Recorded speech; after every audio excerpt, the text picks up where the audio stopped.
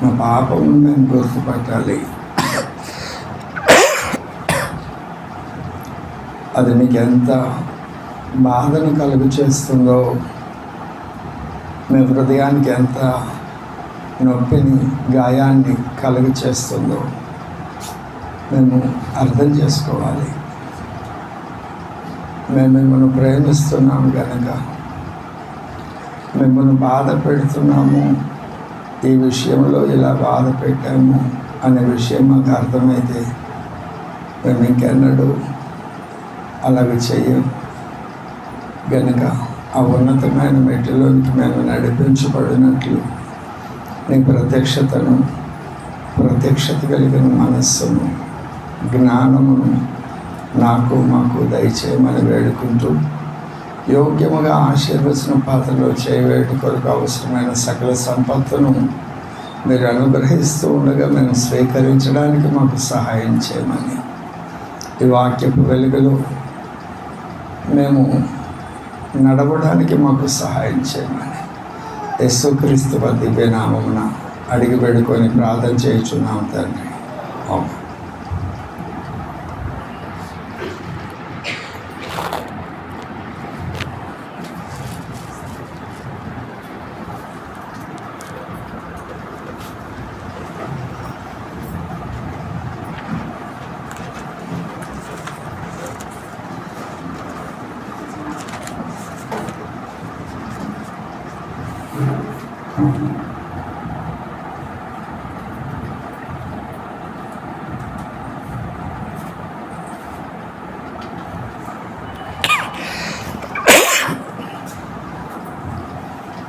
దేవునికి స్తోత్రము.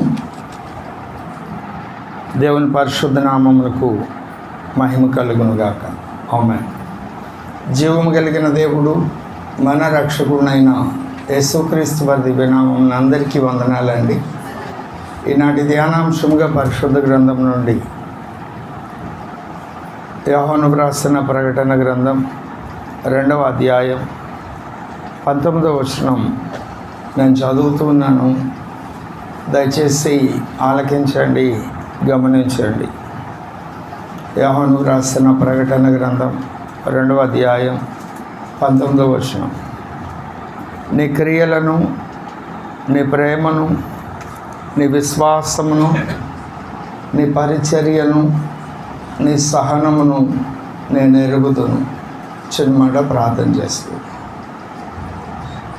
మా ప్రియ ప్రభువా, ఒక లేఖన భాగం చదువుకున్నా, వివరించడానికి పూనుకుంటున్న నేను వట్టివాడిని. నా ఆలోచనలు, తలంపులు, మాటలు ఎవరికి ఉపయోగకరం కాదు గనుక నన్ను నేను మీకు లోపరుచుకుంటున్నాను. మీ రక్తమును ఆశ్రయించి మీ అగ్నితో నా శరీర ప్రాణాత్మను పుటం వేయండి. మీ ఆత్మతో నన్ను నింపి మీ వశుని చేసుకొని మీ శైలిలో, మీ స్థాయిలో మీ ఆత్మకార్యం నా యందు, మా అందరి యందు జరిగించమని బ్రతిమలాడి వేడుకుంటూ యేసుక్రీస్తు వారి దివ్యనామమున అడిగి వేడుకొని ప్రార్థన చేయుచున్నాం తండ్రి. ఆమేన్. ప్రభువునందు నాకు అత్యంత ప్రియమైన వాళ్ళారా, చదువుబడిన లేఖన భాగంలో ఒక ప్రోత్సాహకరమైన, సంతోషకరమైన మాట కనపడుతుంది. అదేమిటి అంటే, మనల్ని సృష్టించిన సృష్టికర్త అయిన దేవుడు, మనకు రక్షణ అనుగ్రహించిన దేవుడు, ఆయన మన గురించి చెప్తున్న మాట, నేను ఎరిగి ఉన్నాను, నేను ఎరిగి ఉన్నాను, నేను ఎరిగి ఉన్నాను. మనల్ని గురించి క్షుణ్ణంగా ఎరిగిన వ్యక్తిగా ఆయన తాను బయలుపరుచుకుంటున్నారు. చూడండి, 2వ అధ్యాయం 2వ వచనంలో, నీ క్రియలను, నీ కష్టమును, నీ సహనమును నేను ఎరుగుదును. 3వ వచనంలో, నీవు సహనము కలిగి నా నామము నిమిత్తము భారము భరించి అలయలేదని నేను ఎరుగుదును. 9వ వచనంలో, నీ శ్రమను, దరిద్రతను నేను ఎరుగుదును. 13వ వచనం, సాతాను సింహాసనమున్న స్థలములో నీవు కాపురమున్నావని నేను ఎరుగుదును. ఇలా ప్రతి స్థలంలో కూడా ఆయన నేను నిన్ను ఎరుగుదును. 3వ అధ్యాయం 1వ వచనం. 7 నక్షత్రములను దేవుని 7 ఆత్మలను గలవాడు చెప్పు సంగతులేవనగా నీ క్రియలను నేను ఎరుగుదును, నీ క్రియలను నేను ఎరుగుదును. తర్వాత 8వ వచనం 3వ అధ్యాయం. నీ క్రియలను నేను ఎరుగుదును. ఒక్కొక్క సంఘానికి ఒక్కొక్క రకమైన పరిచర్యలు చూపిస్తున్నాడు. ఇక్కడ నీకున్న శక్తి కొంచెమై ఉండెను, నువ్వు నా వాక్యమును గైకొని నా నామమును ఎరుగుననలేదు. ఇది అక్కడ క్రియ, నేను ఎరుగుదును. అలాగే లవదికీయ సంఘాన్ని గురించి కూడా వారి నులివెచ్చని స్థితిని గురించి 15వ వచనంలో నీ క్రియలను నేను ఎరుగు. ఇట్లా 7 సంఘాలకు వ్రాసిన ప్రతి ఉత్తరంలో కూడా నేను నిన్ను ఎరుగుదును. క్రీస్తునందు ఉన్నటువంటి ప్రతి విశ్వాసి కూడా ఈ 7 సంఘ అనుభవాలు ఏవైతే ఉన్నాయో ఆ 7 సంఘ అనుభవాలలో ఏదో ఒక అనుభవాన్ని ఏదో ఒక దశలో కలిగి ఉంటారు. ఆయా దశలలో అమ్మ ముందుకు వచ్చే, మీరు ముందుకు రండి నాన్న. నేహ ముందుకు వచ్చే, అమ్మగారిని ముందుకు వచ్చి కూర్చోమ్మా.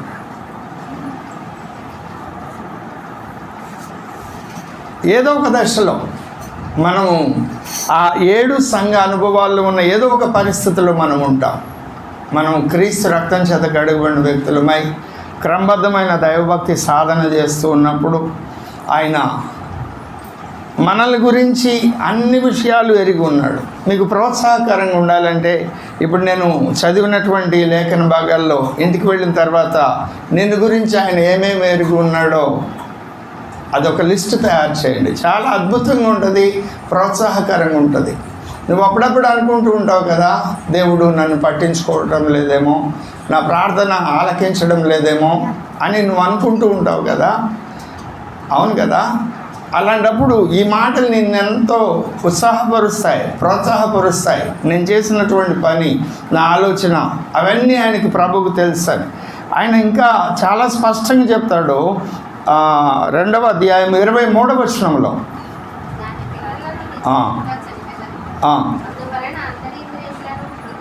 అంతరేంద్రియములను హృదయములను పరీక్షించు వాడను నేనే అని సంఘములన్నీ తెలుసుకోను.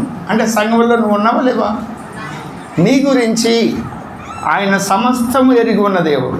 ఆయన తెలుసుకొని ఏం చేస్తున్నాడు? రోమీయులకు రాసిన పత్రిక 8వ అధ్యాయం 27వ వచనం చూడండి. ఇది ఇంకా మరింత ప్రోత్సాహకరంగా ఉంటుంది.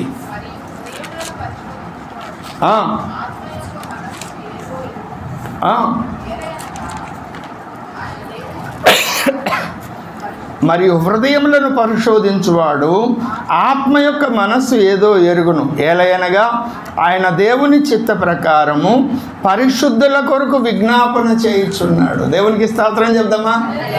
ఎవరిక్కడ పరిశుద్ధులు? మనమందరం పరిశుద్ధులం, క్రీస్తు రక్తం చేత కడగబడిన వాళ్ళం. మన బ్రతుకంతా ఆయనకు తెలుసు, మన ఆలోచన తెలుసు, మన భావోద్రేకాలు తెలుసు, మన నిర్ణయాలు తెలుసు, మన క్రియలు తెలుసు, మన ప్రవర్తన తెలుసు, మన వైఖరి తెలుసు. దేవుని కొరకు నువ్వేం త్యాగం చేసావో తెలుసు, ఏ పరిచర్య చేసావో తెలుసు, దేవుని కొరకు నువ్వేం కష్టపడ్డావో తెలుసు. ఇలాగ నిన్ను గురించి సమస్తము ఎరిగిన దేవుడు. ఆయన చెప్తున్నాడు, నేను నిన్ను ఎరుగుతాను. ఈ మాట అంత సంతోషంగా ఉంది కదా.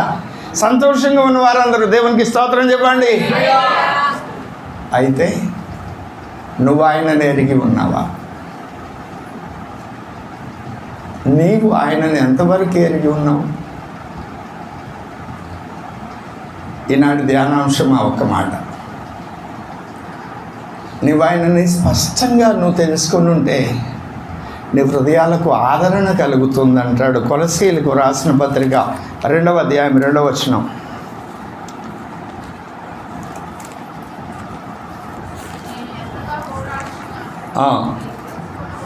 పాస్టర్ గారు ఎంతగా పోరాడుతున్నాడో మీరు తెలుసుకోవాలి అని మొదటి మాట.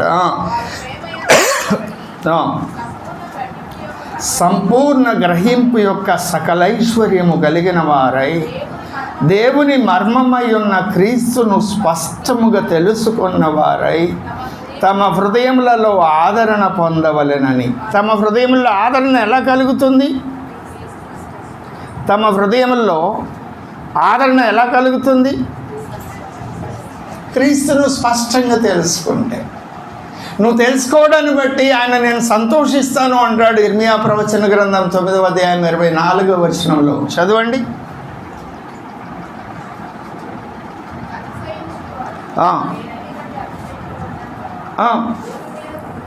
భూమి మీద కృప చూపుచు నీతి న్యాయములు జరిగించుచున్న యెహోవాను నేనే అని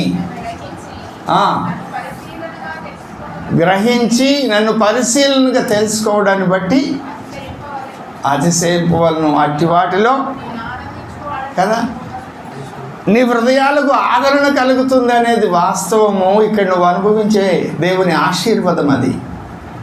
అదే సమయంలో నిన్ను బట్టి దేవుడు సంతోషిస్తాడు అనేటువంటి విషయం కూడా చాలా స్పష్టంగా లేఖనాల్లో చెప్పబడింది. దేవుణ్ణి పరిశీలనగా ఎలా తెలుసుకుంటాం? ఎక్కడ తెలుసుకుంటాం? చాలా విస్తారమైన అంశము. ఒక ఆలోచన నేను మీతో చెప్తాను. ప్రభువునందు నాకు అత్యంత ప్రియమైన వాళ్ళారా, దేవుణ్ణి మనం ఎలా చూస్తామంటే, నేను ఈ తప్పు చేశాను, ఈ పాపం చేశాను, నా ఆలోచన సరిగా లేదు, నా హృదయం దేవుని ఎదుట యథార్థంగా లేదు, ఈ ముఖం పెట్టుకొని నేను దేవుని దగ్గరికి ఎలా వెళ్ళాలి, ఆయన నేను ఎలాగూ ధైర్యంగా అడగగలగాలి, నేను గత వారం ఒప్పుకున్న పాపం లేకుంటే అంతకుముందు ఏదైతే నేను ఒప్పుకొని విడిచిపెట్టానో మరలా తిరిగి నేను ఆ పాపంలో పడిపోయాను. ఎన్నోసార్లు ఆయన కనికరించి నన్ను క్షమించాడు. అగ్ని జ్వాలల వంటి కన్నులు కలిగిన ఆయన ఎదుటికి వెళితే నేను ఎలా నిలవబడగలను కదా? దావీదు భక్తుడు అంటాడు 130వ కీర్తన 3వ వచనంలో, అయ్యా నీవు దోషములను పరిశీలనగా చూసినట్లయితే 130 యెహోవా 130వ కీర్తన 3వ వచనం కదా, నీవు దోషములను కనిపెట్టి నిలిచిన ఏళ్ళ ప్రభువా ఎవడు నిలవగలడు? కెరూబులు నిలవలేరు, సెరాపులు నిలవలేరు, ఎవరు నిలవలేరు. ఆయన దూతల్లో లోపములు కనుగొంటున్నాడని లేఖనం చెప్తుంది. కానీ ఆయన హృదయం ఎలాంటిది అంటే 31వ ఆయన తెలుసుకోవడానికి మనం లేఖనాలు పరిశీలించడం ద్వారా ఆయన తెలుసుకోగలుగుతాం. 31వ కీర్తన ఇందాక మనం చదువుకున్నాం 7వ వచనం, నీవు నా బాధను దృష్టించి ఉన్నావు, నా ప్రాణ బాధలను నీవు కనిపెట్టి ఉన్నావు. ఏ బాధలు? ప్రాణబాధలు. ప్రాణబాధలు అంటే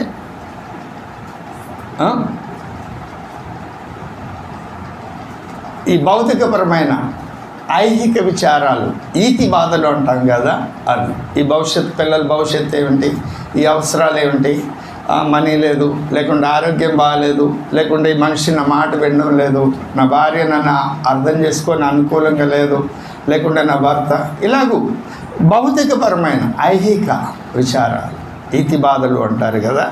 వాటన్నిటిని ప్రాణ సంబంధమైన విషయాలు ఇవి, ఆత్మ సంబంధమైనవి కావు. ఆత్మ సంబంధమైన బాధలు వేరు, అవి వేరు. ప్రాణ బాధలను నీవు కనిపెట్టి ఉన్నావు, కావున నీ కృపను బట్టి నేను ఆనందభరితుడనై.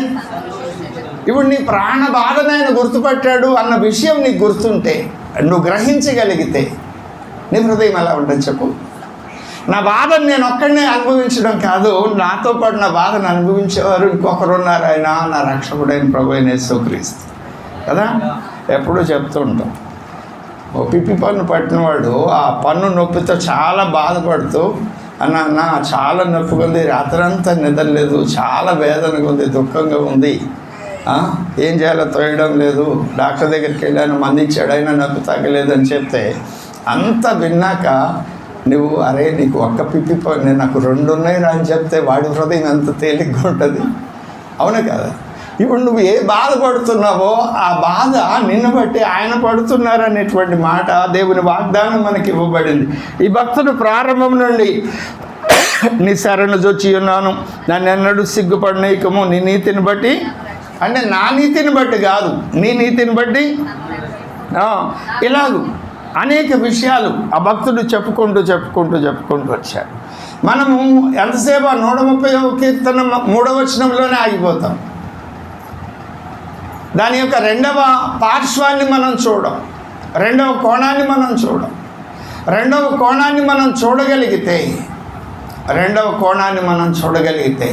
మన హృదయాలకు ఆదరణ కలుగుతుంది, మన హృదయాలకు నెమ్మది కలుగుతుంది. దేవుడు నువ్వు స్పష్టంగా దేవుని గురించి తెలుసుకోగలిగితే కదా. యెషయా ప్రవచన గ్రంథం 6వ అధ్యాయం మొదటి 3 వచనాల్లో కదా, ఆయన సింహాసనమునకు పైగా ఎగురుతున్న శరాబులు పరిశుద్ధుడు పరిశుద్ధుడు పరిశుద్ధుడు అని గాన ప్రతిగానాలు చేస్తూ ఉన్నారు. అవును కదా. అంటే నీవే పరిశుద్ధుడు, 2 రెక్కలతో ముఖం కప్పుకొని, 2 రెక్కలతో కాళ్ళను కప్పుకొని, ఆయన అత్యున్నత దైవ పరిశుద్ధత, క్రీస్తు యొక్క పరిశుద్ధతను చూడలేక శరాపులు వారి ముఖాన్ని కప్పుకున్నారు, కాళ్ళను కప్పుకున్నారు.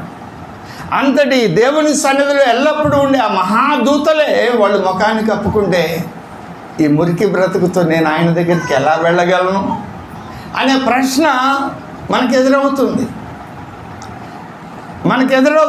కానీ దేవభక్తుల విషయంలో ప్రభు ఎలాగ ఆలోచిస్తున్నాడో చూడండి. యోబు కావ్య గ్రంథం 31వ అధ్యాయం 37వ వచనం. నా అడుగుల లెక్క ఆయనకు తెలియజేసేదను, రాజు వలె నేను ఆయన యుద్ధకు వెళ్ళదు. మరి శరాబులకి సాధ్యం కాలేదు, ఈయన ఎలాగ వెళ్ళగలుగుతున్నాడు? నా మాట వింటున్నారా? ఆ శరాబులకు సాధ్యం కాలేదు, ఎల్లప్పుడూ ఆయన సన్నిధిలో ఉండే శరాబులు. ఈ భక్తునికి ఎలాగూ సాధ్యమైంది?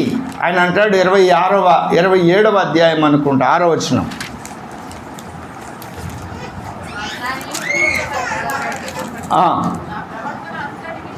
నా నీతిని విడువక గట్టిగా పట్టుకొందును. నీతి అనే మాటకు అర్థం ఏం చెప్పుకున్నాం అంటే, దేవుడు నాకు తన మనస్సును నాకు ఏమైతే తెలియపరిచాడో దానిని నేను గట్టిగా పట్టుకుంటాను. నా ప్రవర్తన అంతటి విషయంలో నా హృదయం నన్ను నిందింపదు. ఏమిటి ఆయన ప్రవర్తన? 1వ అధ్యాయం నుండి మనం చూస్తే సమస్తాన్ని కోల్పోయినప్పుడు కూడా ఏమని పలికాడు? దేవుడిచ్చాడు, యెహోవా ఇచ్చాడు, యెహోవా తీసుకున్నాడు, ఆయన నామమునకు. అదే ప్లేస్లో మనం ఉంటే ఆయన ఎలా పలకగలిగారు? మనం ఎందుకు సణుగుతున్నాం, బాధపడుతున్నాం, ఏడుస్తున్నాం, రోదన చేస్తున్నాం? ఆయనకి దేవుడు స్పష్టంగా తెలుసు. ఆయనకి దేవుడు స్పష్టంగా తెలుసు. దేవునికి ఆయన తెలుసు అనేటువంటి మాట దానిలో ఆశ్చర్యమేం లేదు. దేవుడు ఆయన గురించి చెప్పాడు, అతడు యథార్థవంతుడు, న్యాయవంతుడు, చెడుతనాన్ని విసర్జించాడు. ఇవన్నీ ఆయన ముమ్మారు చెప్పాడు 1-2 అధ్యాయాల్లోనే చెప్పాడు. ఈయనకి దేవుడి గురించి స్పష్టంగా తెలుసు. ఆయన దగ్గరికి నేను ధైర్యంగా వెళ్తాను. ఎలాగంటే ఆయన ఇచ్చిన వాటిని నేను కోల్పోయినప్పుడు అవి నావి అని నేను అనుకోలేదు, అవి నాకు ఇచ్చాడు అనుకున్నాను. బిడ్డలను దేవుడు నాకు ఇచ్చినప్పుడు ఆ బిడ్డలు నా బిడ్డలని నేను అనుకోలేదు. ఆ బిడ్డలు దేవుడు నాకు ఇచ్చాడు, దేవుని కొరకు ఆ బిడ్డలను సిద్ధపరచాలి, వాళ్ళ హృదయాలు పరిశుద్ధమైనవి ఉండాలి, వారి మనసులో కూడా వ్యతిరేకమైన ఆలోచనలు చేయకూడదు అని వారు బ్రతుకున్నంత కాలం, క్షేమకాలం అంతట్లో వారు ఏ పాపము చేయని సమయంలోనే ప్రతిరోజు ఆ బిడ్డల కొరకు ఉదయాన్నే లేచి బలిపీఠాలు కట్టాడు. దేవుడు నా బిడ్డల కొరకు నాకు అప్పగించిన బాధ్యత ఇది అని. ఆ పని మనం చేయలేకపోతున్నాం. ఈ కారణం చేత మన బిడ్డలు మన మాట వినడం లేదు. మాట వెనుక వాడు పతనమై కొట్టబడుతూ ఉన్న అపవాద ఉత్సవంలో చిక్కుకొని విలవిల్లాడుతూ, ఆరోగ్యాలు బాగలేక, రుణం బాగలేక, రుణాల బాధల్లో ఉండి, భార్యాభర్తల మధ్య సమాధానం లేక, బిడ్డలను పట్టించుకోక కుటుంబం కూలిపోతున్న పరిస్థితుల్లో మన కుటుంబ సభ్యులు ఉన్నా కూడా మన హృదయం దేవుని కుమ్మరించుకునే అనుభవం లేదు. అయ్యో, నువ్వు నాకు ఇచ్చిన బిడ్డలు ఇలాంటి పతన స్థితిలో ఉన్నారేంటి, ఇలాంటి బంధకాల్లో ఉన్నారేంటి, దేవుడిని విడిచిపెట్టి తిరుగుతున్నారేమిటి, దేవునికి లోబడడం లేదేమిటి? అమలారా, మీ బిడ్డల కొరకు ఏడవండి అన్నమాట జ్ఞాపకం లేదు. ఉన్న ప్రక్కన పెట్టేస్తున్నాం. Busy busy busy. నీ పనులు మానుకోమని చెప్పలేదు ప్రభు. ఆయన గురించి తెలుసుకోక, ఆయన నిన్ను గురించి ఏం తెలుసుకున్నాడో అది నువ్వు తెలుసుకోక నష్టపోతున్నావు. అందుకే భార్యాభర్తల మధ్య సణుగుళ్ళు, గొణుగుళ్ళు, ఫిర్యాదులు, సమాధానం లేని పరిస్థితి. సంతోషభరితంగా కలిసి ఏక మనసు కలిగి ఏకాత్మను కలిగి దైవ కార్యాలు చేయాల్సిన రక్షణ పొందిన భార్యాభర్తలు విభిన్న కారణాల చేత వారు సంతోషంగా ఉండరు, దేవుణ్ణి సంతోషపెట్టరు. ఏ ఉన్నతమైన ఉద్దేశంతో ఆయన వీళ్ళకి రక్షణ ఇచ్చాడో ప్రాణాన్ని పణంగా పెట్టి దాన్ని మర్చిపోతున్నారు, దాన్ని పోగొట్టుకుంటున్నారు. కారణాలు 100 చెప్తారు, వీళ్ళ మీద వాళ్ళు, వాళ్ళ మీద వీళ్ళు. కానీ దేవుడు ఏమై ఉన్నాడు అనేటువంటి విషయాన్ని, దేవుడు నీకేమై ఉన్నాడు అనే విషయాన్ని పరిశీలన చేయాలి. రక్షించబడ్డానికి యుగ సంబంధమైన దేవత కన్నులు మూసి ఉన్నప్పుడు రక్షించడానికి దేవుడు ఆ కన్నులు తెరిచాడు. రక్షణ పొందిన తర్వాత దేవుడు నీకేమై ఉన్నాడు, నిన్ను గురించి ఆయన ఏం తెలుసుకున్నాడు, నీ జీవితంలో ఆయన ఏం చేస్తున్నాడు అన్న విషయాలు తెలుసుకోవడానికి 2వ పర్యాయం వారి కన్నుల మీద పొరలు రాలలేదు. ఆ కన్నుల మీద పొరలు రాలని కారణాన దైవభక్తి జీవితంలో ఒక భాగమైంది, కానీ జీవితమే దైవభక్తి కాలేదు, దేవుడే జీవితం కాలేదు. అనేక మంది క్రైస్తవులు ఈనాడు అలాగున్నారు.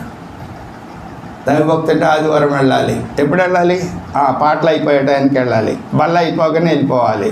వెళ్ళామా లేదా, వచ్చామా లేదా, అదొక పార్ట్ టైం జాబ్. అందుకే నీ బ్రతుకులో దేవుని చిత్తము జరగడం లేదు, దేవుణ్ణి తెలుసుకోలేకపోతున్నావు. దేవుణ్ణి ఎలా తెలుసుకోగలవు? అనేక మాటలు ఉన్నాయి. 1 మాట 2 మాటలు నేను మీకు పరిచయం చేస్తాను, చూడండి. మహాయాజకత్వ ప్రార్థన, యోహాను సువార్త 17వ అధ్యాయము 6వ వచనం.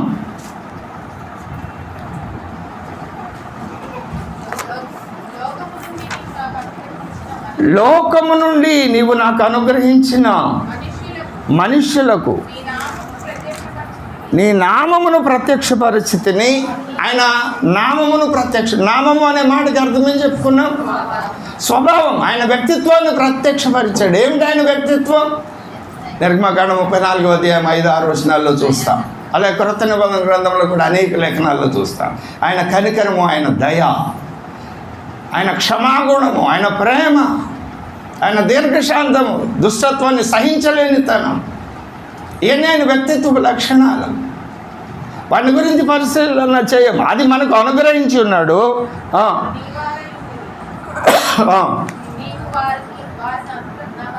నాకు అనుగ్రహించితివి, వారు నీ వాక్యము గైకొని ఉన్నారు. వాక్యం గైకొంటే ఆయన ఎవరో నీకు అర్థమవుతుంది.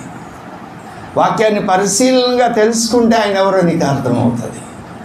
ఎప్పుడైతే వాక్యాన్ని నువ్వు పరిశీలన చేసుకున్నావో, ఆ వాక్యము శరీరధారే కృపాసత్య సంపూర్ణుడుగా మన మధ్య నివసించిన ఆయన వ్యక్తిత్వాన్ని నువ్వు తెలుసుకున్నావో, ఆయన శరీరధారికి ఉన్నప్పుడు ఎలా ప్రవర్తించాడో ఆ వైఖరి నీకు అర్థమవుతుంది. ఒక ఉదాహరణ, ఆయన బేదలను కనికరించాడు కదా. అదే మాట ఇర్మియా ప్రవక్త చెప్తాడు. ఇర్మియా ప్రవచన గ్రంథం 22వ అధ్యాయం 16వ వచనం చూడండి.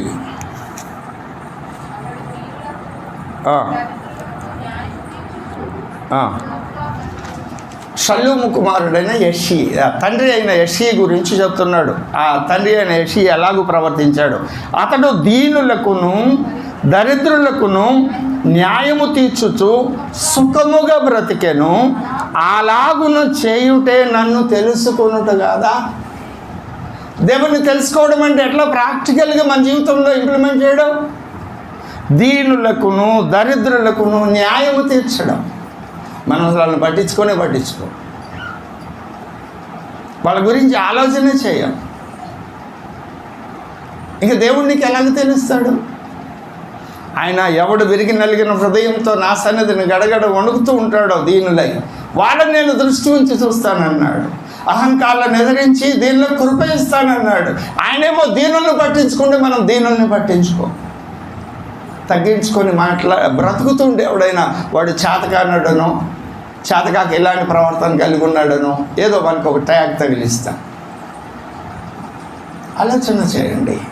ప్రభువునందు నాకు అత్యంత ప్రియమైన వాళ్ళారా, ఈ మాటలు మీరు మనసును పెట్టండి.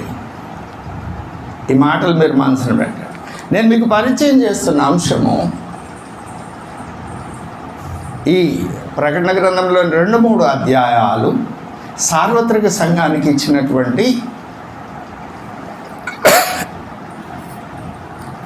మెప్పు, హెచ్చరిక, గద్దింపు, దిద్దుబాటు, ఆయన కోరుకున్నటువంటి పెళ్లి కుమార్తెకి ఏ లక్షణాలు ఉండాలో అవన్నీ కూడా ఇక్కడ చెప్పాడు. వేరు వేరు అంతస్తుల్లో చెప్పాడు. వాటిల్లో ఒక్క మాట నేను మీకు పరిచయం చేస్తున్న అంశము ఆయనని నెరిగి ఉన్నాడు. ఇందులో ఇంకొక వర్గం ఉంది. ఆదరించేవారు లేక, ఓదార్చేవారు లేక ఉన్నవాడు ఒకరు. ఇంట్లో ఎవరైతే నన్ను గౌరవిస్తారు, నాకు విలువిస్తారు అని నమ్మి వాళ్ళతో ఉన్నారో వాళ్ళే ఆదరించినప్పుడు, వాళ్ళే పట్టించుకున్నప్పుడు, వాళ్ళే తృణీకరించినప్పుడు గాయపడే హృదయాలు. దేవుణ్ణి నమ్ముకొని ప్రభువు చెప్పారు, అలాంటప్పుడు మౌనంగా నా వైపు చూడు అని. అలాంటప్పుడు నువ్వు ఒంటరిగా కూర్చొని ఎంతగా ఏడ్చుకున్నావో, పని చేస్తున్నా, ప్రయాణం చేస్తున్నా, నీ కళ్ళ వెంట హృదయంలో ఎంత కన్నీరు కాచావో అదంతా ఆయన చూశాడు. ఆయన మౌనంగా ఉండలేదు. రోమా 8:27 ప్రకారం ఆయన నీ కొరకు విజ్ఞాపన చేస్తున్నాడు. నీ అంతరింద్రియాలు అంటే నీ భావోద్రేకాలు పుట్టేటువంటి స్థలాలను, మూలాలను ఎరిగిన ఆయన నీ హృదయపు ఆలోచనలు, తలంపులు పుడితే ఆ తలంపులను ఆలోచనలుగా మార్చుకొని స్థిరపరచుకొని నేను ఇలా ఉండాలి, ఇలా ఉండకూడదని ఒక నిర్ణయం తీసుకొని ఆ నిర్ణయం ప్రకారం నువ్వు బ్రతుకుతున్నప్పుడు నీకు ఎదురయ్యే సవాళ్ళు, సమస్యలు, పోరాటాలు, అవమానాలు, నిందలు, తృణీకారాలు, వీటన్నిటిని బట్టి నువ్వెంతగా గాయపడ్డావో, కన్నీరు విడుస్తున్నావో అది ఆయన చూశాడు. దేవుని పరిచర్య చేసేటప్పుడు, దేవుని సన్నిధిలో నమ్మకంగా దేవుని పనిచేసిన నిన్నెవరు పట్టించుకోని పరిస్థితులు ఉంటాయి, మెచ్చుకోని పరిస్థితులు ఉంటాయి. కానీ దేవుడు నిన్ను చూస్తున్నాడు. సేవకుడు నిన్ను గుర్తుపట్టకపోవచ్చు, లేదు తోటి విశ్వాసం నిన్ను పట్టించుకోకపోవచ్చు. నువ్వు అంత పరిచర్య చేసి అలసిపోయి సోలిపోయి ఉన్నా, నీకు గ్లాస్ మంచినీళ్ళు ఇచ్చే వ్యక్తి ఉండకపోవచ్చు. కానీ ప్రభువు నిన్ను చూస్తున్నాడు. ఆయన నిన్ను ఎరిగి ఉన్నాడు. దేవునికి స్తోత్రం చెప్దామా?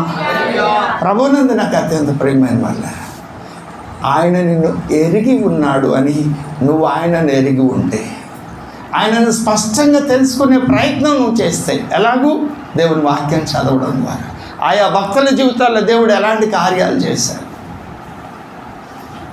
ఆ అనుభవాల్లో వారి యొక్క హృదయ అంతస్తు, హృదయపు ఆలోచన విధానం, ఆ అనుభవాలు ఎలా ఉన్నాయి, ఆ ప్లేస్లో నువ్వు ఉంటే వాక్యం చదువుతున్నప్పుడు ఆ సన్నివేశంలోనికి నీవు పరకాయ ప్రవేశం అంటారు కదా, ఆ సన్నివేశంలోనికి నువ్వు వెళ్ళిపోతే అక్కడ భక్తుడు యథార్థమైన హృదయంతో పశ్చాత్తాపడుతుంటే నువ్వు పశ్చాత్తాపడకుండా ఉండలేవు. ఆ భక్తుడు సంతోషంతో ఉత్సహించి ఉల్లసిస్తూ ఉంటే నీ హృదయం ఆనందంతో గతులు వేయకుండా ఉండలేదు. దేవుడు దర్శించినప్పుడు ఆ దైవ ప్రత్యక్షతను బట్టి ఆ భక్తులు ఎన్నో అవమానాలు, నిందలు ఎదురైనా ధైర్యంగా దేవుని కొరకు ఎలా నిలవబడ్డారో నీకు అర్థమైతే నువ్వు అలాగ నిలవబడతావు. ఇర్మియా అనలేదా 18:18లో, వాళ్ళు నన్ను మాటల చేత కొట్టి చంపాలని చూస్తున్నారు అని. ప్రవక్త రాక మానడు, ప్రవచించక మానడు, వారు మాటల చేత కొట్టి చంపాలని చూస్తున్నారని. ఆ తదుపరి వచనాలు అంటాడు తర్వాత అధ్యాయంలో, నేను వెళ్ళను ప్రభువా, నేను వెళ్ళను. ఒకప్పుడు నీ ప్రేమ నా పట్ల నది యొక్క అంచుల వరకు పొంగి పొర్లుతున్న ప్రవాహం వలె ఉంది, మరి ఒకసారి ఎండిపోయిన నది వలె ఉందయ్యా. నువ్వు నన్ను కొన్నిసార్లు పట్టించుకోవడం లేదు, నేను వెళ్ళను, నీ మాట చెప్పను అని తీర్మానం చేసుకున్నాడు. దేవుడిని అంత దగ్గరగా చూస్తాడు ఆ భక్తుడు. అయినా నీ మాట నా ఎముకలలో అగ్ని వలె మండుతుందయ్యా, చెప్పకుండా నేను ఎలా ఉండగలను? అది ఆ భక్తునికి దేవునికి ఉన్న బాణ్యంగా. యాస్కెళ్తా అంటాడు కదా, నీ భార్యని చంపేస్తా, చచ్చిపోద్ది, నువ్వు ఆడకూడదు, ఆ కర్మక్రియలు ఏం చేయకూడదు, నువ్వు పొద్దున్న పోయి స్వార్థ ప్రకటించు. మౌనంగా వెళ్ళలేదా? నడుము క్రింద నుండి వస్త్రాలు చెప్పులు లేకుండా తిరగమని యెషయాకు చెప్పలేదా? దిబ్లాయిము కుమార్తె అయిన గోబేరు వేశ్య, నువ్వు లేవీయుడవు, లేవీయురాల్ని పెళ్లి చేసుకోవాలి, కానీ వేశ్యని పెళ్లి చేసుకో. పిల్లల్ని కంటుంది, మళ్ళీ పోతుంది, మళ్ళీ పోయి 15,000 రూపాయలు రొక్కం ఇచ్చి దినారాలు ఇచ్చి మళ్ళీ కొనుక్కొచ్చుకో, దాంతో నువ్వు ఉండు. ఎంత చంపుకొని ఆయన్ని ఎంతగా గణపరిస్తే ఆ భక్తులు, ఆ దేవునిని ఎంత స్పష్టంగా వాళ్ళు తెలుసుకుంటే ఆ భక్తులు వాళ్ళతో కలిసి ప్రయాణం చేయగలిగారు. నువ్వు ఆయన కొరకు చంపుకున్న విషయాలు ఏమిటి? పౌలు భక్తుడు సమస్తము నష్టము పెంట అంటాడు. పేతురు భక్తుడు దేవుని మాట వినాలా, మీ మాట వినాలా, ఏది శ్రేష్టము? దెబ్బలు తిన్నాక, చర్చాల్లోండి బయటకు వచ్చి, హృదయాలు గాయమైనాక, శరీరాలన్నీ రక్తసిక్తమైనాక స్టెఫెన్ చంపబడితే ఏమన్నాడు? ఇవన్నీ మన నోటీస్కి వస్తాయి, మన కళ్ళ ముందు కదులుతాయి. నేను మాటలు జ్ఞాపకం చేస్తే వచనాలు మీకు జ్ఞాపకం వస్తాయి. కానీ మీ అనుభవ సాక్ష్యం మీద మీరు వ్యక్తిగతంగా దేవుణ్ణి తెలుసుకున్నది ఏమిటి? ఆ అనుభవాన్ని కలిగి ఉంటే నీ కుటుంబం, అసలు నీలో నీకు అసంతృప్తి ఎందుకు కలుగుతుంది? నీ హృదయానికి ఆదరణ లేకుండా ఎందుకు పోయింది? ఎందుకు నీ మీద నీకే సణుగు వస్తుంది? నీ మీద నీకే అసహ్యత వస్తుంది?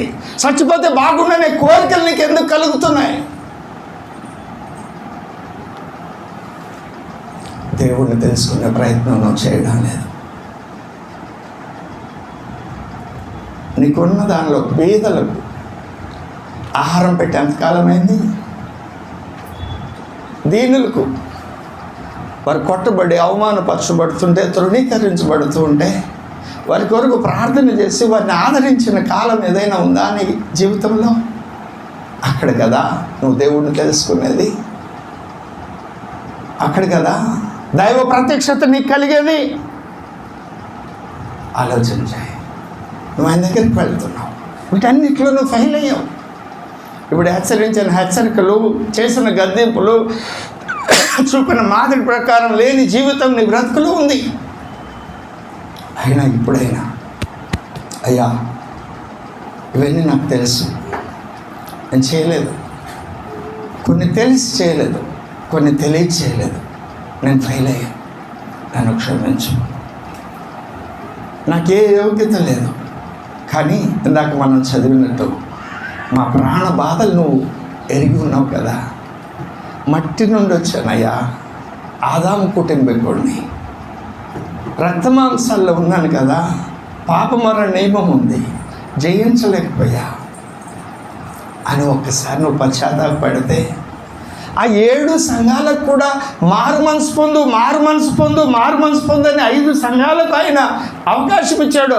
సర్వభ్రష్టత్వంలో ఉన్న లవదికీయ సంఘానికి కూడా నువ్వు దిక్కుమాలినోడివి, దరిద్రుడవు, గుడ్డివాడు అని అతని ఆ సంఘం యొక్క ఆత్మీయ స్థితి అత్యంత దుర్భరమైన పరిస్థితి, తక్కువ స్థాయికి చెందిన భక్తి సాధన చేసే సంఘం అది. అలాంటి మెట్లు ఒకవేళ నువ్వు ఉంటే ఆయన నీకు కూడా చెప్తున్నాడు. 3వ అధ్యాయం 19వ వచనం ప్రకటన గ్రంథం, నేను ప్రేమించు వారినందరినీ గద్దించి శిక్షించుచున్నాను గనుక నీవు ఆసక్తి కలిగి మారు మనసు పొందు, మారు మనసు పొందు, మారు మనసు పొందు. ఈ అవకాశం ఎవరివ్వగలరు? ఎంత ప్రేమ కలిగిన దేవుడు తప్ప. నువ్వు ఆయన దగ్గరికి వెళ్ళి పశ్చాత్తాపడితే ఆయన నీ మీద నేరం మోపేవాడు కాదు, నీ నేరాలు వెతికి నిన్ను దోషిగా నిలవబెట్టి ఆనందించాలని కోరే దేవుడు కాదు. ఆయన గురించి లేఖనం చెబుతుంది, యోహాను వ్రాసిన మొదటి పత్రిక 2వ అధ్యాయం ప్రారంభ వచనం.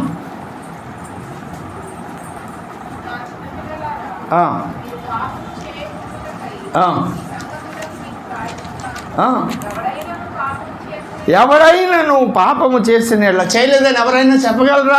ఆ పైన 9-10 వచనాల్లో చెప్పాడు, పాపం లేదని చెప్పుకుంటే వాడు అబద్ధకుడని.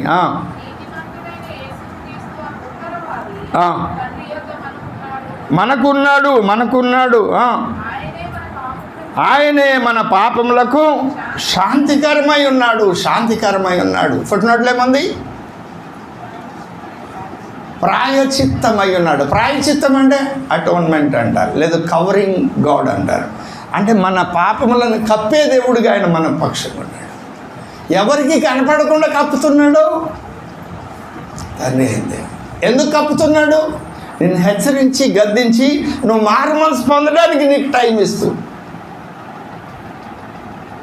చులకనగా చూస్తే నష్టపోతావు. ఆలోచన చేయండి. అపవాది నీ వస్త్రాలు, దేవుడు నీకు ఇచ్చిన నీతి వస్త్రం, రక్షణ వస్త్రం, స్తుతి వస్త్రాలు మురికి చేయడానికి ప్రయత్నం చేస్తాడు. లేదా నీ వస్త్రాలు నీ మీద నుండి తీసివేయడానికి ప్రయత్నం చేస్తాడు. నీ వస్త్రాలు అక్షరార్థం నీ వస్త్రాలు కాదు, దేవుడు మన కొరకు కప్పిన మహిమ వస్త్రాలని. ఆ వస్త్రాలను మురికి చేయడానికి ప్రయత్నం చేస్తాడు. సాధ్యమైతే వాటిని తీసేయడానికి ప్రయత్నం చేస్తాడు. తీసేసేది ఎందుకు? ప్రజల ముందు అవమానపరచడానికి. మురికి చేసేది ఎందుకు? దేవుని ముందు అవమానపరచడానికి. మాకు జ్ఞాపకమే కాదు, యెరూషలేము నుండి యెరికోకు వెళుతున్నటువంటి వ్యక్తిని కొట్టి ఏం దోచుకున్నాడు దొంగలు? డబ్బు కాదు, బంగారం కాదు, ఆయన దగ్గర ఉన్న ఇంక వేరే వస్తువులు కాదు, వస్త్రాలు దోచుకున్నారు. ఎందుకు? వస్త్రాలు ఎందుకు దోచుకున్నారు? ప్రజల ముందు అవమానపరచాలని. నువ్వు చేసే నీతి క్రియలు చేయనీయకుండా చేయడం కదా. సన్బలట్లు, టోబియాలు ఆటంకపరిచినప్పుడు యెహోషువ, జెరుబ్బాబెలు, జకరియా, హగ్గయి ఆ టీం పనిచేస్తున్నప్పుడు ఆ పని ఆగిపోయింది కదా. జకరియా గ్రంథం 3వ అధ్యాయంలో సాతాను ఫిర్యాది అయి వచ్చి ఏమన్నాడు యెహోషువని? అతని వస్త్రాలు మురిగ్గా ఉన్నాయి, మైలతో ఉన్నాయి అన్నాడు. ప్రభు అన్నాడు, అతడు అగ్నిలో నుండి తీసిన కొరివిలాగా ఉన్నారన్నాడు. గద్దించి పంపించాడు. తర్వాత మురికి వస్త్రాలను తీసివేయించి ప్రశస్త వస్త్రాలను ధరింపజేసి పాగా పెట్టి, ఆ సన్నివేశం మన జ్ఞాపకమే. నీ వస్త్రాలు మురికి చేసేది ఎందుకంటే క్రీస్తు న్యాయపీఠం ఎదుట నువ్వు యోగ్యమైన వ్యక్తిగా నిలవబడకుండా చేయడానికి.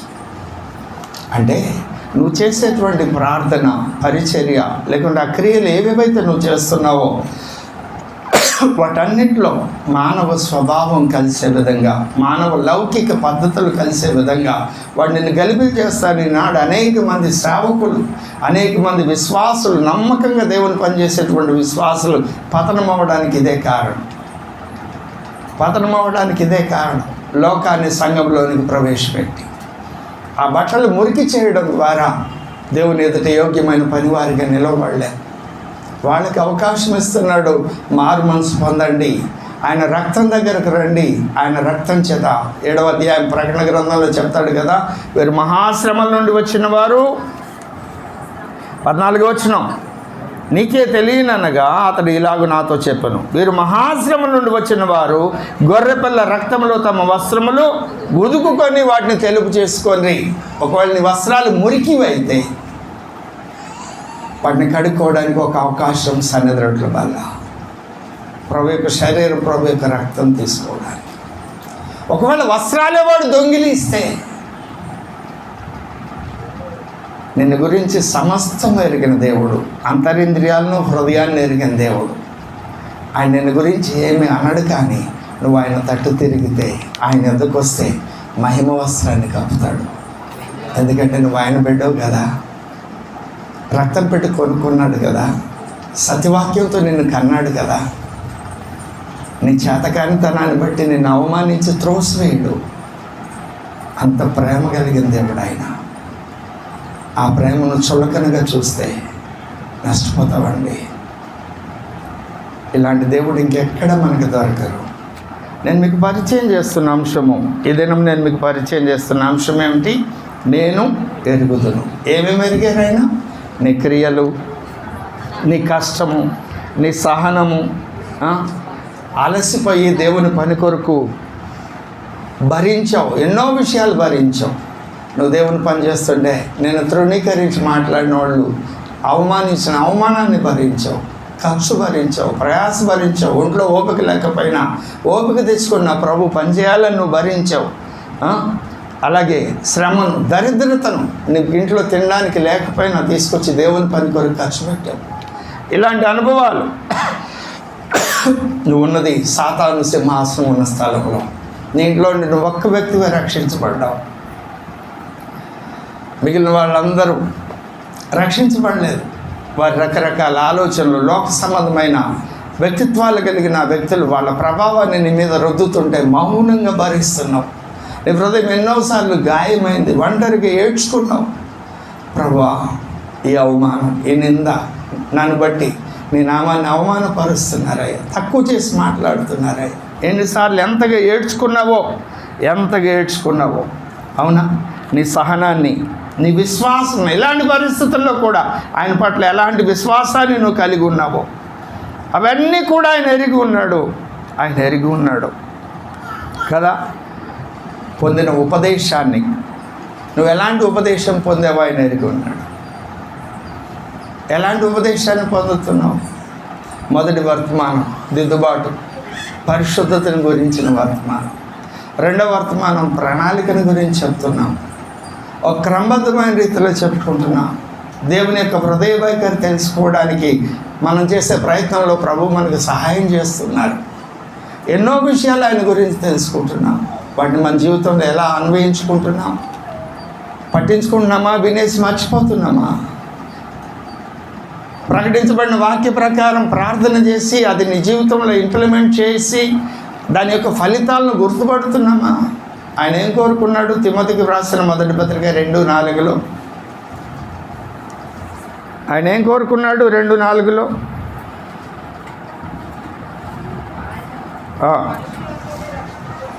మనుషులందరూ రక్షణ పొందాలి, మొదటిది అది. రెండవది ఏమిటి? ఆ రక్షణ పొందిన వారు సత్యమును గురించిన అనుభవ జ్ఞానము. ఈరోజు చాలామంది రక్షణ పొందిక మాకు పరలోకపు టికెట్ గ్యారంటీ అని చెప్పి సంతోషపడిపోయి వారి గురించి దేవుడు ఏం మాట్లాడుతున్నాడో, దేవుని ఇష్టమేమిటో, దేవుడు ఏమై ఉన్నాడో వారికి ఈ విషయాలు ఆలోచన చేయట్లేదు, పరిశీలన చేయట్లేదు. ఇంటికి వెళితే వాక్యం చదవని భ్రష్టులు ఎంతోమంది ఉన్నారు. వాక్యాన్ని పరిశీలించరు. భ్రష్టులనే నా మాటకి అర్థం ఏమిటి? దేవుడిచ్చిన ఆశీర్వాదాన్ని స్వతంత్రించుకోకుండా పోగొట్టుకున్నటువంటి వారు, తద్వారా ఆయన అనుగ్రహించి మహిమను పొందుకోలేకపోతున్నారు. ఆలోచన చేయండి. నా వర్తమానం యొక్క సారాంశం నేను ఇలా చెప్తాను. నువ్వు కేవలం రక్షణ పొందడమే కాదు, రక్షణ పొందడం అనేది మొదటి మెట్టు. రెండవది, రక్షణ పొందిన తర్వాత రక్షణ పొందిన దేవుడు నీకేమై ఉన్నాడో అది నువ్వు తెలుసుకోవడం అత్యవసరమైన విషయం. ఎందుకనంటే రక్షణ పొందిన నిన్ను గురించి ఆయనకి సమస్తము తెలుసు. నువ్వు బిడ్డను కన్నావు, ఆ బిడ్డ ఎదిగే కొలది ఆ బిడ్డ యొక్క గుణలక్షణాలన్నీ నీకు అర్థమవుతాయి. వానికి ఏది కావాలో, ఎప్పుడు కావాలో, ఎలా కావాలో, ఆ వయసులో వచ్చే పరిణామాన్ని బట్టి ఆ వ్యక్తికి ఏం కావాలో, ఎప్పుడు కావాలో, ఏ వయసుకి ఏది అవసరమో అది వాళ్ళు అడగకుండానే నువ్వు చేస్తావు. ఒక తల్లిగా, తండ్రిగా. మట్టి మనుషులమైన మనమే మనకిచ్చిన బిడ్డల విషయంలో వాని గురించి సాధ్యమైనంత మనం వాళ్ళు సొంతగా ఆలోచనలు చేసి నిర్ణయాలు తీసుకునే దశ వచ్చినప్పుడు వాళ్ళని గురించి మనం అంచనా వేయలేము, చాలా వరకు అంచనా వేయలేము. అప్పుడు వాళ్ళ వైఖరి మారుతుంది, వారి యొక్క సహవాసాలు, వారి యొక్క అభిరుచులను బట్టి. కానీ ఆ దశ వరకు ఆ బిడ్డల గురించి నువ్వు స్పష్టంగా తెలుసుకొని ఉన్నావు. నిన్ను సృష్టించిన సృష్టికర్త. దావీదు అంటాడు 119వ కీర్తనలో, అయ్యా నీ చేతులతో నువ్వు నన్ను రూపుదిద్దావు, నిర్మించావు అంటాడు. మరి ఆయన చేతులతో నిర్మించబడిన మన యొక్క హృదయ ఆలోచనలు ఆయనకు తెలీదా? సమస్తం తెలుసు. నీ ప్రాణ బాధలు తెలుసు, నీ శ్రమ తెలుసు, అవమానం, నింద తెలుసు. వీటన్నిటిని గురించి ఆయన తెలుసుకొని ఏం చేస్తున్నాడు? వాటన్నిటిని గురించి తెలుసుకొని ఆయన ఏం చేస్తున్నాడు? రోమా 8:27 మన కొరకు విజ్ఞాపన చేస్తున్నాడు. మన కొరకు విజ్ఞాపన చేస్తుంటే మనం ఏం చేయాలి? పాస్టర్ గారు నువ్వు ప్రార్థన చేయండి, మాకు ఈ సమస్య ఉందని చెప్పి నువ్వు వెళ్ళిపోతావు. దాని గురించి పట్టించుకోండి కూడా పట్టించుకో. మళ్ళీ తర్వాత వారంలోనో 10 రోజులకో కనపడినప్పుడు అమ్మ ఆ సమస్య చెప్పారు కదా ఏమైందంటే ఓ అదా, ఇలా గుర్తే ఉండదు. ఈ పాస్టర్ గారు మర్చిపోయే ప్రమాదం కూడా ఉంది. ఈయనేమి సర్వజ్ఞుడని నేను చెప్పడం లేదు, కానీ దేవుడు అలా మర్చిపోడు. నిన్ను గురించి ఆయన విజ్ఞాపన చేస్తాడు. నువ్వేం చేయాలి? మోకరించి అయ్యా నాకు సహాయం చేయంటే ఆయన ఆత్మ వచ్చి నీ కొరకు విజ్ఞాపన చేస్తుంది. నువ్వు విజ్ఞాపన చేస్తే, నువ్వు విజ్ఞాపన, పరిశుద్ధాత్మ దేవుడు విజ్ఞాపన, యేసు ప్రభు వారి విజ్ఞాపన, 3 విజ్ఞాపనల తండ్రి దగ్గరికి వెళ్తా. సమాధానం వస్తుందా రాదా? మరి నువ్వు జయించలేని పాపం ఏమిటి? నీ కుటుంబాన్ని కట్టుకోలేకపోవడానికి కారణం ఏమిటి? నిన్ను నువ్వు కట్టుకోలేకపోవడానికి కారణం ఏమిటి? నీ హృదయానికి ఆదరణ కలగకపోవడానికి కారణం ఏమిటి? ఆయన స్పష్టంగా తెలుసుకోకపోవడమే. ఆయన స్పష్టంగా తెలుసుకుంటే ఆయన నీ కొరకు ఏమై ఉన్నాడో కదా. క్రొత్త ఊరు వెళ్ళాలి, వెళ్ళాము. అక్కడ ఎవరో మనకి స్నేహితుడు ఉన్నాడు గైడ్ చేయడానికి. ఆ వ్యక్తి దొరికాడు. మనం ఎంత ధైర్యంగా తిరుగుతాం, అది ఏ దేశమైనా ఏ ఊరైనా. ఎవరు లేకపోతే ఆ వ్యక్తి మనకు తెలుసు కనుక. మరి పరలోకానికి సంబంధించి ప్రభువు మనకి ఆయన రాజ్య వారసులుగా చేసి, నన్ను తెలుసుకోండి అయ్యా, మీకు ఆదరణ కలుగుతుంది, నేను ఆ పైన ఉన్న వాటి అన్నింటి గురించి నేను మీకు తెలియజేస్తాను, మీ కొరకు ఏవేవి నిత్యత్వంలో నేను మీ కొరకు సిద్ధపరిచాను అవన్నీ తెలియపరుస్తాను. నిత్యత్వంలోనే కాదు, నేను మీ యందు నా యొక్క అంశం ఏమి ఉంచాను, ఏ వరాలు మీకు అనుగ్రహించాను, ఏ స్వాస్థ్యం మీకు అనుగ్రహించాను, అవన్నీ తెలుసుకోండి అయ్యా, మీకు ఆదరణ కలుగుతుంది అని ఆయన అంటే అసలు ఆ ప్రయత్నం ఎంత కూడా చేయాలి. పౌలు ప్రార్థన చేస్తాడు కదా ఎఫెసీ 1:17 అవునా? నీ మనోనేత్రములు వెలిగించబడినందున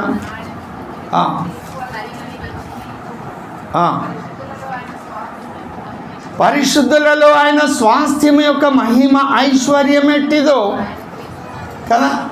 ఏమిటి? ఇక్కడ ఉన్న వాళ్ళందరూ పరిశుద్ధులు, ప్రభు బల్లలో పాల్గొనేవారు. దేవునికి స్తోత్రం చెప్దామా? మరి మీలో ఉన్న ఆయన స్వాస్థ్యం ఏమిటి ఎంతమందికి తెలుసు? నేనేమి పరీక్ష పెట్టి చేతులు ఎత్తమని చెప్పడం లేదు, మిమ్మల్ని గణపరచడమో అవమానపరచడానికి నేను లేను ఇక్కడ. దేవుని వాక్యాన్ని నిర్మోహమాటం ప్రకటించడానికి ఉన్నా. నేను అడుగుతున్నాయి, నువ్వు రాసుకో. నీలో ఆయన ఉంచిన ఆయన స్వాస్థ్యం ఏమిటి? ఈ 2 హోంవర్క్ చేయండి. మీకు ఆసక్తి ఉంటే నెక్స్ట్ టైం నేను కలిసినప్పుడు ఆ స్లిప్ ఇక్కడ పెట్టండి, గురువారం కానీ ఆదివారం కానీ. అది నువ్వు ఆయన తెలుసుకోవడానికి చేసే ప్రయత్నం. నేను నిన్ను ఎరుగుదును అన్నాడు. ఏమేమి ఎరుగున్నాడు? ఒక లిస్ట్ రాయి. పరిశుద్ధుల్లో ఆయన ఉంచిన తన స్వాస్థ్యము. పరిశుద్ధులు ఏముంచాడు? ఆయన స్వాస్థ్యం ఉంచాడు. ఏమిటా స్వాస్థ్యము? చిన్న పేపర్ మీద రాసి నాకు, నేనేదో నీకు మార్కులు వేసి పాస్ చేస్తాను, పరలోకం పంపిస్తానని చెప్పడంలా, దేవుణ్ణి తెలుసుకోవడానికి నువ్వు చేసే ప్రయత్నంలో నేను కోఆపరేట్ చేస్తున్నా, ఆలోచన చెప్తున్నాను అంతే. ఇవన్నీ నేను మీకు బోధించిన విషయాలే. ఎంతమంది జ్ఞాపకం పెట్టుకొని, అయ్యా నువ్వు నా యందు నీ జీవాన్ని ఉంచావు, నీ వివేకాన్ని ఉంచావు, జ్ఞానంగా నా యందు ఉన్నావు, పరిశుద్ధతగా నా యందు ఉన్నావు, విమోచనగా నా యందు ఉన్నావు. స్తుతించేవాళ్ళు ఎంతమంది?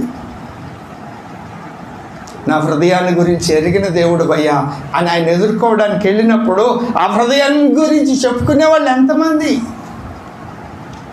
వాళ్ళని కాపాడు, వీళ్ళని కాపాడు, అది చెయ్యి, ఇది చెయ్యి, అప్పగింతల పనే. కానీ నిన్ను గురించి నువ్వు దేవునికి చెప్పుకొని ఎంతకాలమైంది? ఆయన తెలుసుకునే ప్రయత్నం చేసి, అలాగని విజ్ఞాపన చేయడం తప్పని నేను అంటున్నానా? లేదు. నువ్వెవరికి విజ్ఞాపన చేస్తున్నావో ఆయన గురించి నువ్వు తెలుసుకొని అప్పుడు ఆయన మూడుని బట్టి నువ్వు విజ్ఞాపన చేయి.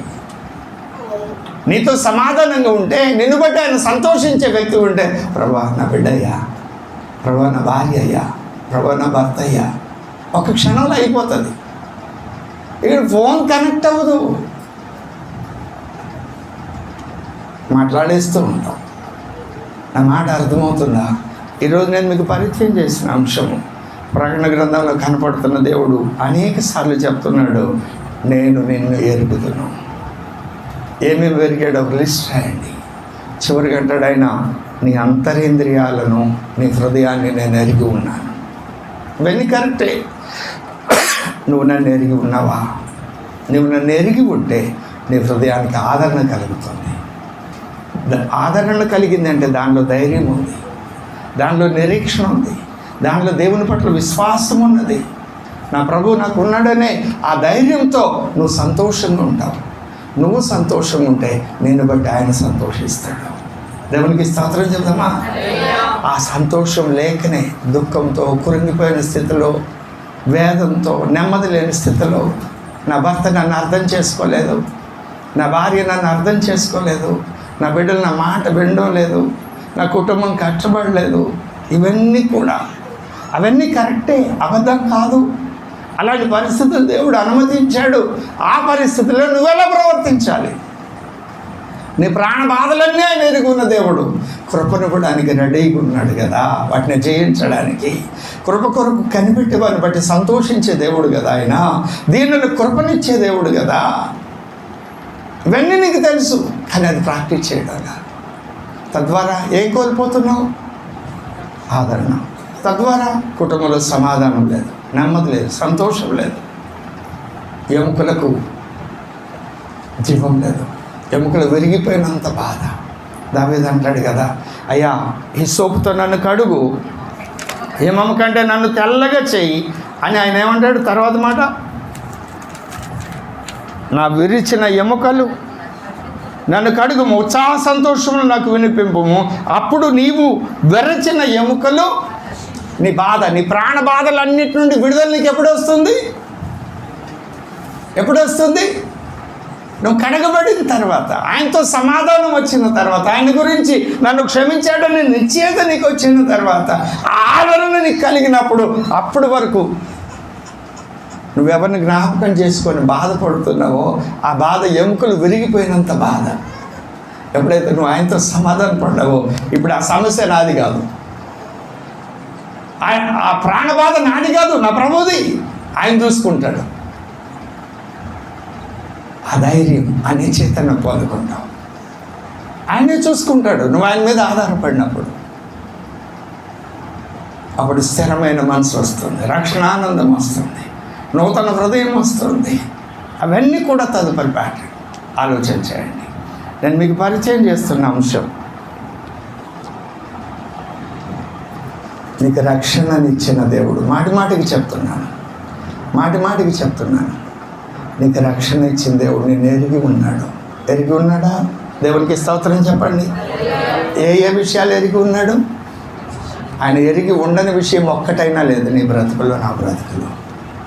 ఆ ఎరిగి ఉన్న దేవుడు అడుగుతున్నాడు, నీవు నన్ను ఎరిగి ఉన్నావా అని ఆయన అడుగుతున్నాడు. నీవు నన్ను ఎరిగి ఉంటే నీకేం కలుగుతుంది? ఆదరణ కలుగుతుంది నీ హృదయానికి. ఆదరణ కలిగింది అంటే అందుకు వ్యతిరేకమైన ఏది కూడా నీ బ్రతుకులు ఉండదు. నువ్వు ఆయన ఎలా తెలుసుకుంటావు? 17:6 ఆయన వాక్యాన్ని తెలుసుకోవడం ద్వారా, ఆయన నామాన్ని తెలుసుకోవడం ద్వారా. దీన్ని ప్రాక్టికల్గా ఎక్కడ ఇంప్లిమెంట్ చేస్తాం? ఇర్మియా గ్రంథంలో 22:16 ఎక్కడ? దీనులకు పరిచర్య చేయడం ద్వారా. ఇవి చేసినప్పుడు దేవుని గురించి తెలుసుకోగలుగుతాం. ఎప్పుడైతే దేవుడు నన్ను ఎరిగి ఉన్నాడో, నా బాధ తెలుసు, నా సంతోషం తెలుసు, నా పతనం తెలుసు, నా ఉత్థానం తెలుసు, నా గాయం తెలుసు, నా స్వస్థత ఆయనకు తెలుసు. అవన్నీ తగిన సమయంలో ఆయన నాకు ఇచ్చే దేవుడు అని యోగులాగా ఎల్లప్పుడూ సంతోషంగా ఉంటావు. రాజు వల్ల నా అడుగులు లెక్క ఆయనకి చెప్తానని చెప్పగలుగుతావు. ఆయన ఎదురు ధైర్యంగా ఉంటావు. ఆ అనుభవంలోకి వచ్చినప్పుడే ప్రభు బలలో నువ్వు చేయి వేస్తే యోగ్యంగా చేయి వేసినట్టు ఆ నెమ్మది నువ్వు పొందుకోవాలి. ఆ హృదయానికి ఆదరణ నువ్వు కలిగి, నా ప్రభు నా హృదయంలో నాకు తెలిసినంత మటుకు నేను ఒప్పుకున్నాను, క్షమాపణ అడిగాను, ఆయన నన్ను క్షమించారు. ఎందుకంటే నేను ఆదాము సంతానం, మట్టివాడిని, కొట్టివాడిని. నేను ఎన్నోసార్లు యథార్థంగా ఉండాలని ప్రయత్నం చేశాను, ఉండలేకపోయా. పరిశుద్ధంగా ఉండాలని ప్రయత్నం చేశాను, ఉండలేకపోయా. ఉన్నది ఉన్నట్టు ఆయనతో చెప్పు. లవదికేయ సంఘం వంటి భ్రష్టత్వంలో ఉన్న ఆత్మీయ పరిస్థితి ఒకవేళ నీది అయినా సరే ఆయన అంటున్నాడు, నేను నిన్ను ప్రేమించా కాబట్టి గద్దిస్తున్నా, మారు మనసు పొందడానికి అవకాశం ఇస్తున్నా. ప్రభు చెప్తున్న మాట అది. సేవకుడిగా నేను నూతనంగా రక్షించబడిన విశ్వాసం మొదలు సేవకుని వరకు ప్రతి ఒక్కరం కూడా ఆయన దగ్గరికి వెళ్దాం. ఏ విషయాల్లో మనం ఫెయిల్ అవుతున్నామో, ఆయన అనుగ్రహించే వాటిని ఏం పొందుకోలేకపోతున్నామో, అసలు ఆయన ఏం అనుగ్రహిస్తున్నాడో తెలియకపోవడం కూడా అజ్ఞానమే. మన ఏందో ఆయన ఏముంచాడో తెలుసుకోకపోవడం కూడా ఆయన తెలుసుకోలేని అజ్ఞానమే. అవి తెలుసుకునే ప్రయత్నం చేద్దాం. ప్రభు దగ్గరికి తీర్మానం చేసుకోండి. అయ్యా, దైవ సేవకుడి ద్వారా ఎన్నో విషయాలు ఎన్నో విధాలుగా ఎన్నోసార్లు మాట్లాడుతున్నాం. నేను సాధన చేయలేకపోతున్నా, ఫెయిల్ అవుతున్నా. అందుకే నా హృదయానికి ఆదరణ లేదు, సంతోషం లేదు. నేను కలుసుకున్నానన్న సంతోషం లేకుండానే చాలాసార్లు వచ్చి వెళ్ళిపోతున్నాను దేవుని మందిరానికి. ఖాళీ హృదయంతో వెళ్ళిపోతున్నా. ఈరోజు నేను అలా వెళ్ళడానికి ఇష్టపడడం లేదు. నన్ను నేను ఒప్పుకుంటున్నా, నా పడిపోయిన స్థితిని ఒప్పుకుంటున్నా, నా పాపపు స్థితిని ఒప్పుకుంటున్నా. నేను 100 కారణాలు చెప్తున్నాను. నా ప్రాణ బాధలు ఇవి, నా పరిస్థితులు ఇవి, ఈ కారణం చేత నేను ఇలాగ చేస్తున్నానని చెప్పుకుంటున్నాను. కానీ అవన్నీ నువ్వు ఎరుగున్నావని ఈరోజు లేఖనం ద్వారా మరి ఒకసారి నన్ను హెచ్చరించావు గనుక నా బాధలు నీ మీద మోపుతున్నాను. నీ భారం యెహోవా మీద మోపము. అయ్యా, నన్ను క్షమించు. ఇక మీదట ఎన్నడూ కూడా అయ్యా నిన్ను తెలుసుకునే ప్రయత్నం చేయకుండా నేను ఉండనయ్యా, నాకు సహాయం చేయి. నన్ను ఎరిగిన దేవుడవు, నేను నిన్ను ఎరిగి ఉండాలని ఇష్టపడుతూ ఉన్నాను, నాకు సహాయం చేయి అని మీ పాపమును, అవిధేయతను, దేవుడు ఆజ్ఞాపించిన వాటిని చేయని విషయాలు, గతంలో దేవునికి విరోధంగా గత వారం నుండి ఈ వారం వరకు ప్రభు బలలో పాల్గొనే సమయం వరకు ఏ విషయాల్లో తప్పిపోయారో, దేవునికి విరోధంగా ఉన్న ఆయాస్కరమైన విషయాలు బ్రతుకులు ఉన్నాయో వాటన్నింటినీ ఒప్పుకుందాం, క్షమించమని వేడుకుందాం, ప్రభు దగ్గర సమాధాన పడదాం, యోగ్యంగా ప్రభు వల్ల చేవేద్దాం. ఆరోగ్యము అవకాశం ఉన్న వారు నిలువు కాళ్ళ మీద మోకరించండి. లేని వారు చక్కగా కూర్చొని చేతులు జోడించి తలలు పైకెత్తి సిలువ వేయబడిన యేసు వైపు చూడు. ఆ మహిమా స్వరూపైన దేవుణ్ణి, తండ్రిని తెలుసుకోవడానికి నువ్వు ఆయనకి అప్పగించుకో. ప్రార్థన చేసుకుందాం. దేవుడి మాటలు మన వెనుకలు దీవించి ఆశీర్వదించునుగాక. ఆమేన్.